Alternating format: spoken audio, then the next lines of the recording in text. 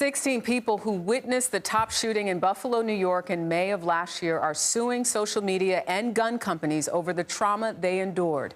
The rare legal move was brought by Everytown for gun safety and names defendants like YouTube and Reddit. The suit alleges the gunman who killed 10 black people in the racist attack was radicalized in these online spaces. The suit also targets a gun retailer, a body armor manufacturer, and the shooter's parents.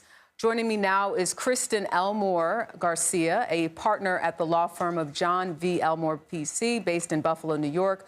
Kristen, thank you so much for joining us this evening. In the U.S., we've seen lawsuits filed by victims who were injured in shootings or lost loved ones. This suit focuses, though, on people who were emotionally traumatized. Is that unusual? Not at all, Jerika, and good evening. Thank you for having me. An emotional injury under New York state law is considered an injury. You have claims here on behalf of 16 living victims that were filed today, mostly employees of the TOPS location, as well as one companion case filed today on behalf of the now deceased Ms. Celestine Cheney. The case on the living victims focuses on claims for intentional or negligent infliction of emotional distress, which are claims allowed under New York state law and are really at their base claims based on injuries. An emotional injury absolutely is an injury.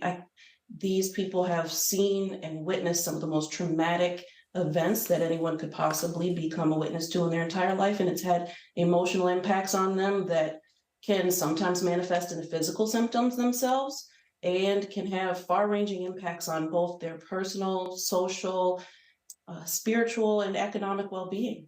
Yeah, and to read parts of that complaint, there's a section in there that says the death, terror, and other harm suffered by plaintiffs was made possible by the companies and individuals who facilitated and equipped the shooter for his racist attack. What will plaintiffs need to prove in this case? There's quite a few layers of what the plaintiffs on both the cases filed today and cases filed on behalf of some of the other victims, including one case filed by my own office, that we will all have in common, that we will all have to prove. In any civil case, first you have to prove fault. You have to prove that the parties listed on the complaint have had a hand, and that the hand that they held was the causative factor in the injuries and, in some cases, the deaths involved.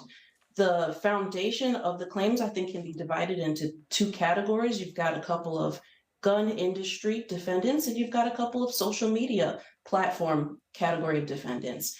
Those are common themes throughout all three of the cases, and especially the ones that were filed today. And essentially, the plaintiffs will have to prove that the social media algorithms, this is what they're alleging. They're alleging that the social media algorithms influenced the mind of the defendant shooter, who then went out and committed this atrocious act.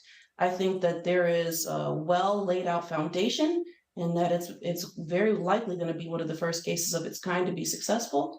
And then you also have the case on the what we'll call the munitions defendants.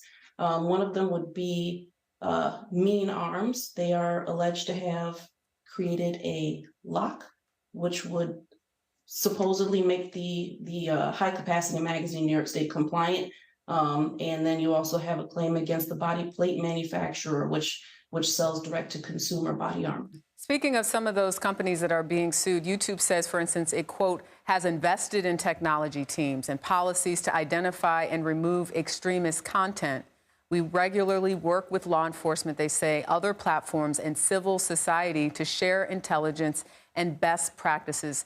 When you see a statement like that and knowing about the personal case that you all have, what kind of defense strategy are you preparing for when it comes to these social media companies and saying, hey, the people who witnessed it, who were around it, who heard the gunshots also deserve something? And what is that something? But I'll let you answer the first part of that question.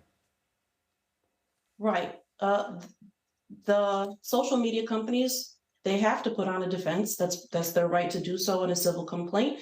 Very likely that their defense will be based on Section 230 of the Communications Decency Act, which insulates social media platforms for the specific content found online. Now, YouTube is telling you that They do have moderation teams. However, it's not just merely the content that is displayed on the website, but it's the method and the packaging and the promotion and the direct feeding and influencing of young, easily impressionable minds that use the platforms that is the basis of the lawsuits. Kristen Elmore Garcia, of course, we hope to check in with you as you continue to follow this complaint as well as the one that you all have in court, too. Thank you. Thank you. Have a good evening.